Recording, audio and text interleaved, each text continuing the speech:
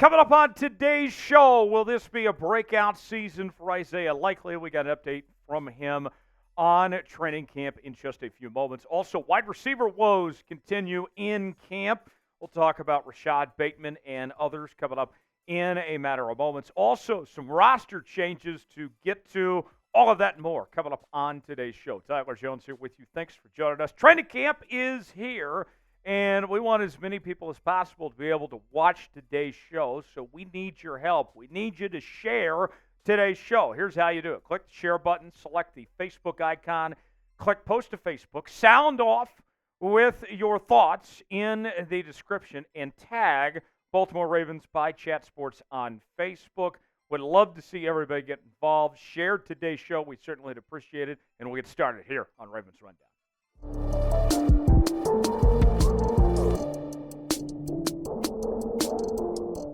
Will it be a big year ahead for Ravens tight end Isaiah Likely in 2024? That is the question on the minds of the Ravens flock. We have talked a lot about Isaiah Likely here on this program over the last few months. He was so impressive filling in for Mark Andrews when Andrews went down late in the second half of last season. The offense didn't miss a beat, but now, can he keep that up here in 2024? And can the Ravens effectively use him and Mark Andrews on the football field together? Something they did not do much of in 2023. More on that coming up in just a bit. Let's start with what Harbaugh had to say on Likely. I think Isaiah is doing a really good job. He's a guy that understands how to fight through these kind of days. His legs are a little tired, so he focuses on technique, tries to lock in on his assignment, and he had a good day as a result. It's one of the things you try to get out of a day like this. Likely last season saw his action really pick up in the second half of the year as he ended the season with 30 catches for 411 yards, nearly 14 yards of reception, and 5 touchdowns last year. We already saw that when Likely was called upon, he answered it and did a really good job in this Baltimore Ravens offense last year. But now things change a bit with Mark Andrews returning and some new haircut. I don't know what that is into the fold. How can they effectively get the most out of both of them with 12 personnel, with those 2 tight end sets? And then don't forget about Charlie Kolar as well, who I still remain high on, still waiting to see if he can get the job done beyond just the Kolar Express package that we saw from time to time last year. The possibilities are endless when it comes to this tight end room for the Baltimore Ravens, the best in the National Football League, and now they just have to maximize that potential, especially when you consider that this Ravens wide receiver room has some big question marks. The tight end room can kind of fill the void, if you will. An update from Cordell Woodland from training camp today. He said the following: Todd Monken says, "We would love to get both Likely and Andrews on the field together."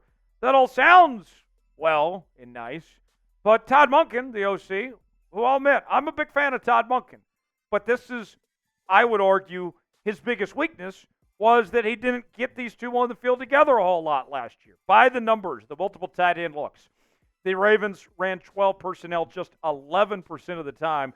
That's one of the lowest numbers in the entire NFL. 22 personnel, they ran just 3.6%.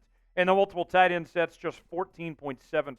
So let's ask you, will Isaiah Likely have 500 receiving yards this season or more? What do you guys think? Type O for over, U for under. Weigh in the comments section. Let us know. Get your predictions in if you think it is going to be a breakout season for Isaiah Likely here in 2024 or not. O for over, U for under. Let us know what you think. Today's show is sponsored by GameTime. GameTime is the best place to go for last-minute tickets for the best seats and the lowest prices guaranteed. GameTime is an authorized ticket marketplace of Major League Baseball, which makes getting tickets faster and easier. Prices on the GameTime app actually go down the closer it gets to first pitch. With killer last-minute deals, all-in prices, views from your seat, and their lowest price guarantee, GameTime takes the guesswork out of buying MLB tickets. Save up to 60% off of buying last-minute tickets for sports, concerts, comedy, theater productions, and more. Let's say you want to go to an Orioles game, for example. You pick the event you want to go to. They got all the prices listed. Then you pick out your seat, see if you like that seat or not, get that visual, if you will. And then you're checking out with Apple Pay, Google Pay, Venmo, all major credit card providers. They make it easy and simple for you. Download the GameTime app, create an account, and use code ChatSports for $20 off your first purchase. Terms apply. Again, create an account and redeem code CHATSPORTS for $20 off. Download GameTime today. Last-minute tickets, lowest prices guaranteed. The link is in the comments and the description of today's video.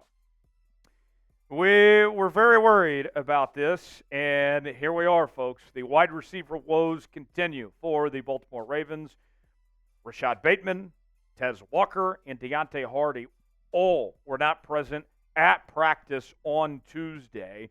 John Harbaugh gave an update on Bateman and said the following: I don't think it's anything serious, just a little soreness to him, so they took him in just to be safe.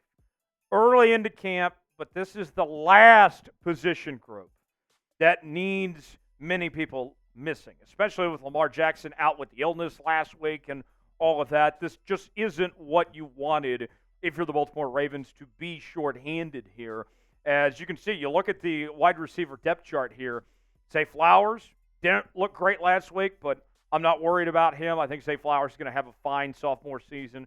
Rashod Bateman is supposed to step in to be your number 2 wide receiver, but already has a lengthy injury history. Hopefully this isn't too serious. And then Aguilar, Wallace, Walker, Hardy, it all remains to be seen what you're going to get out of these guys.